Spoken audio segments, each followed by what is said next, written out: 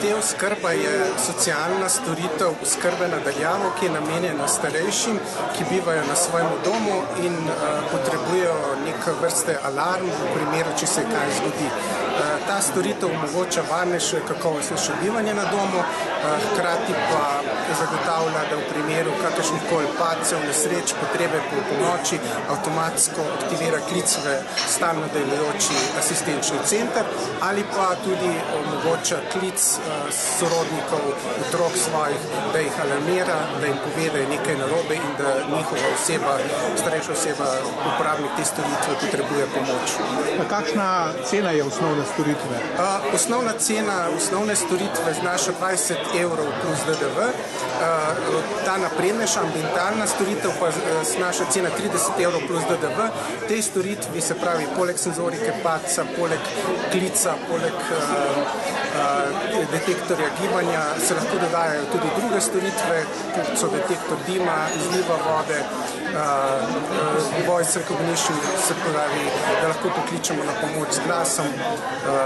Storitev je modularna, se zelo enostavno namontira, brez vrtanja, brez kakršnihkoli posegov v prostor in se prilagodi potem potrebam uporabnika. Kako se naroči na to storitev? Na to storitev se lahko naroči preko prodajnih centrov, Telekomovih prodajnih centrov. Ko se naroči, potem pride naš montažer, prinese opremo, jo zmontira, preizkusi in storitev deluje. To storitev že deluje? Storitev je že na trgu, storitev smo začeli prodajati, tako da storitev je na prodaj in že deluje. Vaša storitev je povezana z zdravstvenimi ustanovami, ki so vključene v zdravstveno zavarovanje.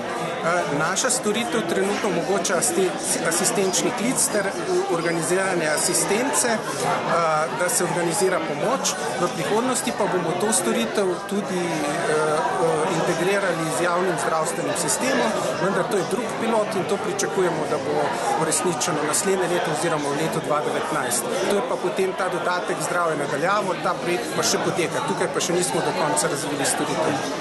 Dobro, recimo, če padem in senzor sporoči v Telekom, da se je nekaj z mano zgodilo. Kdo mi bo prišel pomagati? Telekomov asistenčni center pokliče nazaj, preverja, ali je ta alarm res. Če se ne oglasite, bo takoj organiziral pomoč na 112, da vas pridejo reševati reševalci, oziroma bo poklical tudi vašo socialno mrežo.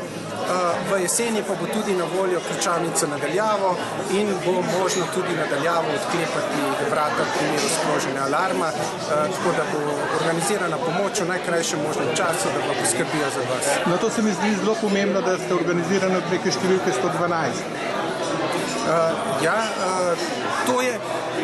Namen tega je predvsem zagotoviti pomoč takrat, ko jo potrebujete, čim prej, da če pride na primer do padca, da nekdo ne leži celo noč v kopalnici na ploščicah, ampak da se to že po pol ure, po eni uri aktivira, dobite pomoč in vas takoj dvignejo, takoj odpeljejo, ne pa da, na primer, če ležite celo noč na ploščicah, potem pride do podhladitve, lahko dobite pljučnico in bili so primeri, tudi v našem pilotu smo ugotovili, da so nekateri ljudje, ki niso imeli te senzorike, potem nažalost tudi umrli.